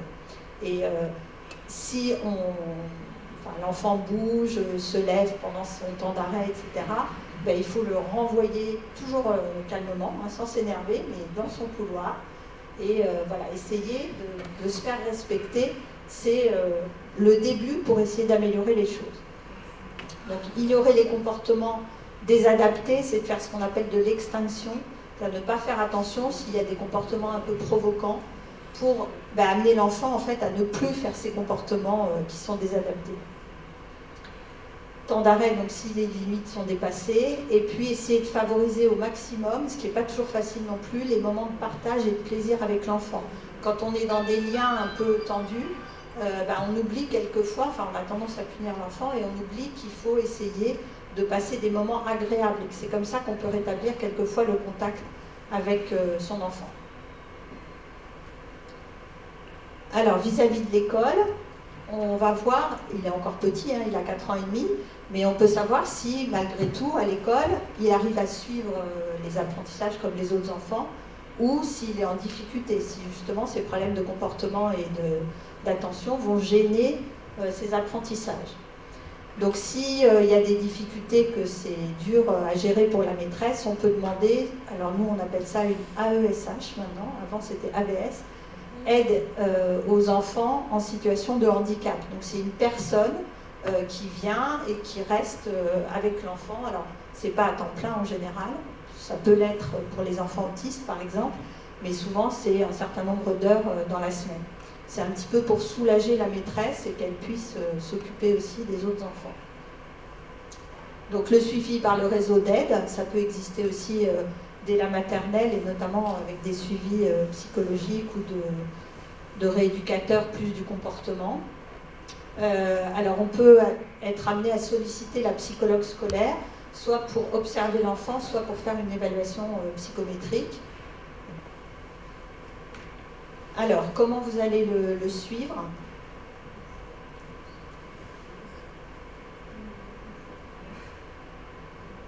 Donc déjà, vous avez demandé qu'il voit un psychomotricien, donc vous le reverrez, je ne sais pas, au bout de 6 mois par exemple, avec son bilan psychomoteur, et on voit un petit peu comment ça évolue. Donc, on peut être amené aussi, enfin, je pense que c'est bien peut-être chez un enfant de 4 ans et demi d'avoir demandé bilan psychomoteur et avis psychologique d'emblée. Alors, le diagnostic de TDAH, il est possible, hein, on peut l'évoquer, mais à cet âge-là, c'est difficile de faire le diagnostic. Il est trop jeune, et donc il faut penser à le revoir plus tard, et notamment à partir de 6 ans. En France, je ne sais pas comment c'est pour vous, mais le méthylphénidate, nous, on a l'AMM qu'à partir de 6 ans. Donc on ne peut pas traiter de toute façon les enfants plus tôt. Ou alors après, c'est hors AMM, mais c'est rare. Vous n'avez pas du tout de médicaments? Pas de méthylphénidate, c'est dommage. Les gens le ramènent de l'étranger. Les gens le ramènent. Oui. Difficilement, parce que, par exemple, soit en France, soit en Espagne, moi je suis à côté de l'Espagne, à Angers, parfois le pharmacien exige les cachets d'un médecin de l'Espagne, de la France. Dans le pays de prescription. Donc, très difficilement de l'avoir. Il y a des familles qui peuvent l'avoir, mais très difficilement. D'accord. Est-ce qu'il y a une alternative à la méthylphénidate? Alors en France, on n'en a pas. Il y a eu le Strattera qui est atomoxétine, mais en fait on l'utilise plus beaucoup. Moi je ne l'ai jamais utilisé, je ne l'ai jamais prescrit, il n'est plus en prescription libre, c'est avec une ATU, donc c'est compliqué. Bon. Et puis il n'y a pas un gain énorme, alors c'est vrai que c'est pour certains enfants qui ne répondent pas au méthylphénidate, ça peut être une alternative. Par contre, il y a la clonidine. Oui, alors la clonidine, c'est vrai que ça fait partie des médicaments qu'on pouvait utiliser. Je sais que mon maître, M. Ponceau, dans le temps, il l'utilisait pour certains enfants agités qui avaient des déficiences. Voilà. Mais moi, j'en ai pas l'expérience. Alors si vous l'avez, oui, pourquoi pas. Je sais pas si... Oui, on l'a, mais c'est-à-dire la surveillance de l'attention artérielle, parce que c'est ça. Oui. Mais quand on n'a pas le choix, quand on n'arrive pas avec des troubles de sûreté chez les enfants autistes, TSA avec une agitation énorme, parfois ça peut donner des... Tout à fait, ça peut être une alternative, oui, absolument. Alors, là, vous avez suivi cet enfant, il a eu son suivi psychomoteur, son avis psychologique, tout ça, et vous le revoyez à 6 ans et demi, donc 2 ans après, il est en milieu de CP, et là, il se retrouve avec des difficultés d'entrer dans la lecture. Donc là, on revient à ce qu'on a vu précédemment. Donc, on essaye d'évaluer quand même la situation avec les suivis psychomoteurs et ou psychologiques. Est-ce qu'il y a eu quand même un gain? Est-ce qu'il y a eu un mieux? Et là, à l'âge de 6 ans et demi, on peut faire le diagnostic avec les critères du DSM-5. Donc je vous rappelle, le diagnostic de TDAH, il est clinique à partir de ces critères. On peut être amené à demander une évaluation neuropsychologique avec des tests d'attention si on a un doute, un cas qui n'est pas très clair, mais le diagnostic, c'est clinique. C'est exactement ce que vous a dit Brigitte Chabarol hier par rapport au TSA, c'est pareil. Donc on va évaluer le retentissement sur les apprentissages. Là, en l'occurrence, il n'y a pas d'entrée dans la lecture. Il a des difficultés en maths et il peut avoir fréquemment même des troubles du graphisme. Donc on va évaluer aussi le retentissement à la maison, la tolérance des parents, des frères et sœurs, est-ce qu'ils sont au bout du rouleau ou pas. Et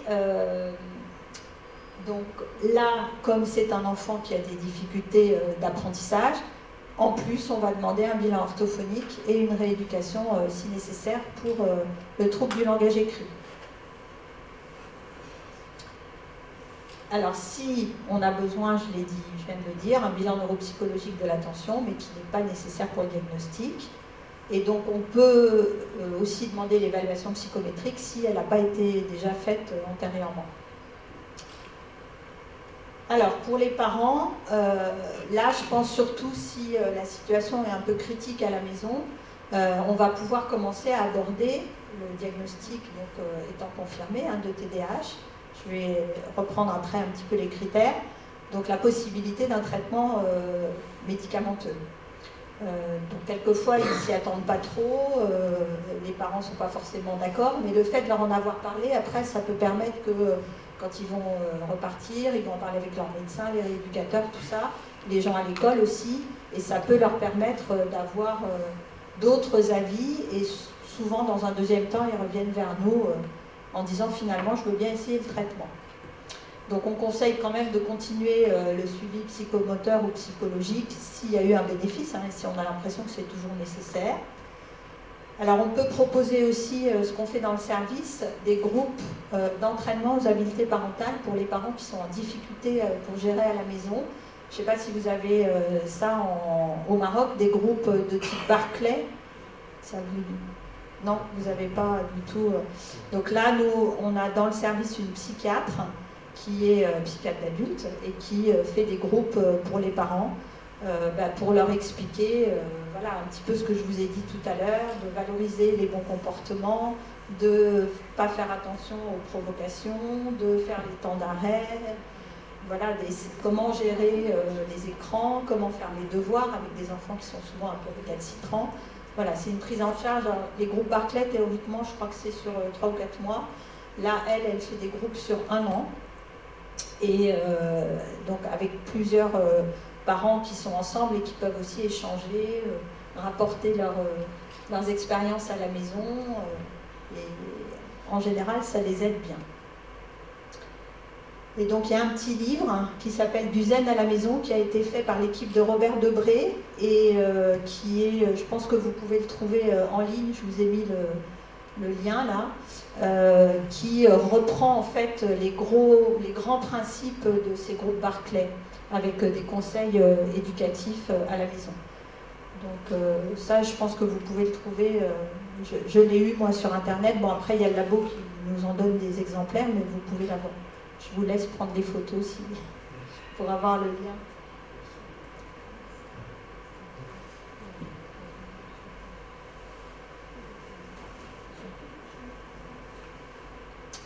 C'est bon, je peux passer à la suite.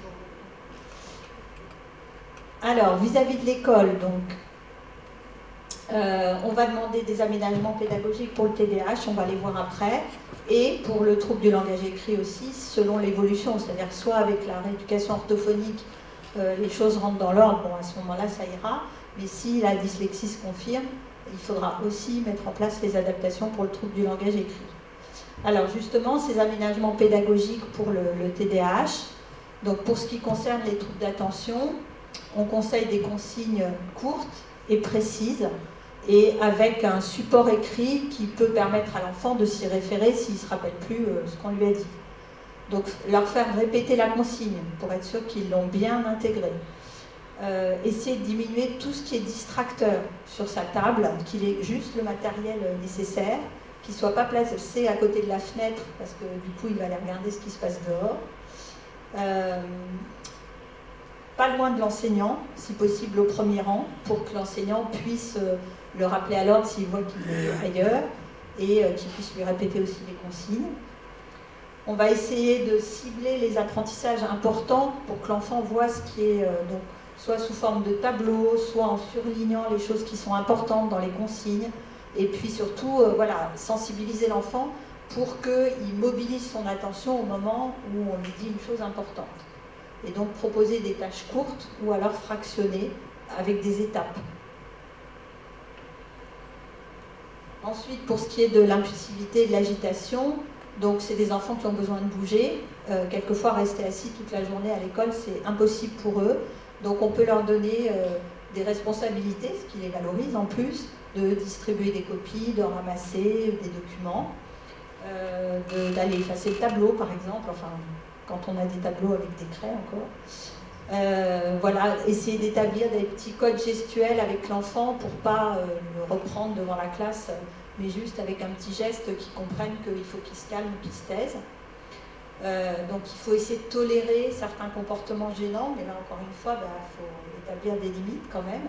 Et puis prévenir les débordements dans les situations à risque. Alors on sait par exemple que quand les enfants sont dans la cour en récréation et qu'après on leur demande de se mettre en rang pour rentrer dans la classe, c'est un moment où ça peut être compliqué. Quand les enfants sont agités, ils doivent monter l'escalier ou autre, il peut y avoir des débordements. Donc là, bien rappeler à l'enfant, attention, un tel, tu restes tranquille, voilà, je compte sur toi pour que tu sois sage jusqu'à ce qu'on arrive dans la classe. Excusez-moi s'il vous plaît. Et les cas où ces enfants agressent les autres, comment on va réagir? Justement, il faut essayer de leur expliquer qu'il ne faut pas, il faut éventuellement les isoler un moment. C'est le parent qui vient se plaindre de l'agresseur. Oui, oui, c'est un souci. À ce moment-là, on essaie de gérer comme on peut. Par rapport à l'enfant agresseur, on essaye de l'isoler, de lui expliquer, ça ne va pas se résoudre du jour au lendemain. Hein. C'est sûr que c'est une prise en charge de longue haleine, mais quand même, si à chaque fois qu'il y a un débordement, on le reprend, en fait, il ne faut pas laisser passer des choses en se disant, de toute façon, on ne va pas y arriver. Le problème de l'éducation, c'est qu'il faut tout le temps y revenir, et ça finit par rentrer. Mais avec ces enfants-là, particulièrement, ça prend du temps. Et il ne faut pas que les enseignants démissionnent en disant « bon, j'en ai marre, de toute façon ça sert à rien ». Non, là c'est particulièrement important. Et c'est ce que notre psychiatre explique aux parents dans les groupes, qu'il ne faut jamais qu'ils abandonnent. Et c'est bien quand on est deux, parce que s'il y a un des parents qui n'en peut plus, l'autre va prendre le relais. Voilà, il faut qu'on puisse aussi s'entraider. Je rebondis sur la question du collègue. Il y en a qui prescrivent la risperidone donc dans des cas d'agressivité. Donc, est-ce que c'est justifié ou pas? Alors, ça dépend du diagnostic de l'agitation, enfin du diagnostic. Si c'est un enfant qui a des troubles du comportement, mais qui ne sont pas un TDAH, la risperidone peut être une bonne indication. Dans le TDAH, c'est un médicament qui est un peu antagoniste avec le méthylphénidate. Alors, nous, on a un pédopsychiatre qui, de temps en temps, associe les deux. Mais alors nous, on ne le prescrit pas. Moi, en tant que neuropédiatre, je ne prends pas cette responsabilité. Dans le TDAH, c'est vraiment le méthylphénidate. Mais chez certains enfants qui ont d'autres difficultés, oui, ça peut être une bonne indication. Hein. C'est-à-dire que pour le méthylphénidate, quand est-ce que vous décidez que c'est le moment de démarrer un traitement? Est-ce que vous attendez que l'enfant soit en échec scolaire? Parce qu'il y a des TDAH qui se développent très bien. Oui. C'est-à-dire qu'ils ont de très bons résultats. Ils peuvent avoir, on a même des collègues médecins qui sont TDAH et qui arrivent à gérer. Certes, dans un contexte, ils ne peuvent pas tenir plus qu'une demi-heure. Donc, les signes sont là, mais c'est-à-dire qu'ils ont réussi leur vie sans avoir de traitement. Donc, pour un enfant, quand est-ce que vous décidez celui-là, est-ce qu'il faut attendre l'échec ou il faut agir bien avant pour les traitements, pas pour les mesures neuropsychologiques et tout ça? Je pense qu'il faut les instaurer sans souci. Alors justement, donc on commence déjà par toutes les mesures qui ne sont pas le médicament. Le médicament, c'est un peu en dernière intention, quand on n'a plus d'autres solutions à proposer et que la situation est un peu critique. On ne va pas le mettre de façon systématique si ça se passe bien à la maison, que la scolarité se passe bien, que l'enfant n'est pas en difficulté scolaire. Ce n'est pas un médicament qui est nécessaire, on n'a pas une maladie à traiter. Donc en fait, on ne traite que dans les cas un peu extrêmes, comme vous dites, quand il commence à y avoir vraiment un retentissement, un échec scolaire. Enfin, on n'attend peut-être pas l'échec, mais quand en tout cas, les résultats scolaires sont impactés. Voilà. Donc on peut rappeler les règles sur, je sais pas, un tableau par exemple, les rappeler d'un geste simple, autoriser, ah oui, certains enfants quand ils sont un peu énervés, ils font des colères très facilement, ils ont du mal à gérer leurs émotions. Donc il faut qu'il se soit entendu que si l'enfant sent qu'il va exploser, il puisse sortir de la classe pour faire retomber la pression et il rentre quand il est calme. Donc ça évidemment, ça nécessite que tout ça ait été prévu avec la maîtresse en amont. Et puis toujours, très important, valoriser, féliciter les bons comportements. Donc, ils ont des difficultés dans les relations sociales. Hein. C'est des enfants qui ont quelquefois du mal à se faire des amis, parce que déjà, ils font un petit peu peur, surtout quand ils sont très agités. Et ils ont un peu de mal aussi à être invités aux anniversaires et autres. Donc, l'important, c'est de fixer un contrat avec l'enfant, avec des objectifs, des gratifications quand le contrat est respecté, et puis le fait qu'il puisse s'auto-évaluer. On lui demande alors à ton avis, voilà, comment ça s'est passé aujourd'hui ou cette semaine, est-ce que pour toi ton comportement était bien? Ils sont en général très objectifs, hein. Ils arrivent à reconnaître quand les choses n'ont pas été bien, et c'est important, si ils ont l'impression que c'est bien, de leur dire, ben oui, effectivement, ça s'est très bien passé, bravo, il faut continuer. Donc éviter les punitions, j'en ai déjà parlé, et en particulier, surtout ne pas les priver de récréation. C'est des enfants qui ont besoin de bouger, et donc ça, c'est un truc qu'il faut expliquer aux enseignants. Vous leur faites ce que vous voulez, mais il faut absolument qu'ils aient droit à toute leur récréation.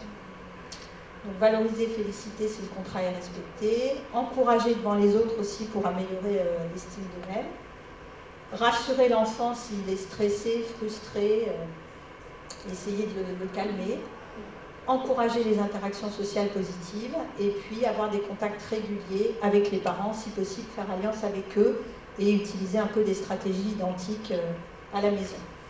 Alors après, ça c'est pour les troubles associés, les aménagements en cas de dysgraphie, de troubles du langage oral ou écrit, dyspraxie. Bon, l'objectif c'est de limiter l'écrit, la copie, je l'ai déjà dit, hein. Les supports écrits des cours, l'utilisation de l'ordinateur, éventuellement la prescription d'un tiers-temps s'il y a besoin, une indulgence pour l'orthographe, pas enlever de points par exemple pour l'orthographe dans des devoirs d'histoire géo, de SVT. Pour les difficultés en maths, leur donner les tables de multiplication qu'ils ont du mal à retenir, et certains ne les sauront jamais. Donc c'est important qu'ils puissent les avoir pour qu'ils puissent continuer à apprendre à faire des multiplications ou des divisions par exemple. Et puis une indulgence pour les leçons parce qu'ils ont des difficultés de mémorisation et qu'ils ont du mal à retenir tout ce qui est par cœur. Voilà, pour l'anxiété ou le trouble oppositionnel, il faut un cadre qui doit être bienveillant, mais un cadre, et puis de la réassurance, donc place d'une aide éventuelle. Et il faut valoriser leur créativité parce que souvent c'est des enfants extrêmement créatifs, et donc ça, il faut vraiment le valoriser, l'encourager. Comment vous allez le suivre? Bon, là, donc, on peut être amené à prescrire le traitement. Donc, quand il y a une prescription en France, c'est par un spécialiste, pédiatre, neurologue ou psychiatre. Donc, il faut que l'enfant soit vu au moins une fois par an pour le renouvellement annuel. Et tous les 28 jours, c'est le médecin traitant, généraliste, n'importe quel médecin, qui fait le renouvellement. Donc, on surveille régulièrement le poids, la taille, la fréquence cardiaque, la tension artérielle. Et on doit faire un ECG avant de commencer le traitement pour éliminer des contre-indications cardiaques. Nous, on demande systématiquement une consultation cardiologique. Voilà, donc la posologie qu'on utilise, c'est entre 0,5 et 1 mg/kg jour. On va vérifier évidemment la tolérance. Hein, les effets secondaires, c'est sur l'appétit et le sommeil. Donc c'est un médicament, on prend des formes retard qui se prennent le matin, qui vont agir pendant 8 à 10 heures. Et il faut, pour les enfants qui ont des effets secondaires importants, on peut dire aux parents alors on essaye de faire des fenêtres pendant les vacances scolaires de toute façon, et pour ceux qui ont par exemple un appétit qui est vraiment très très faible sous médicaments, limiter le traitement les jours d'école. Par exemple le week-end, si ce n'est pas nécessaire, il n'est pas obligé de le prendre. Après, si ça améliore beaucoup le comportement à la maison, voilà, ça peut être aussi bénéfique. Donc surveiller l'évolution des apprentissages, hein, voir si on n'a pas traité notamment, s'il y a un moment où les apprentissages commencent à être difficiles, là, il va falloir se poser la question du médicament. Bon, et ben c'est bon, parce que de toute façon, je suis arrivée au bout, donc et je vous ai dit tout ce qui était sur les diapos d'après au fur et à mesure. Voilà, je vous remercie.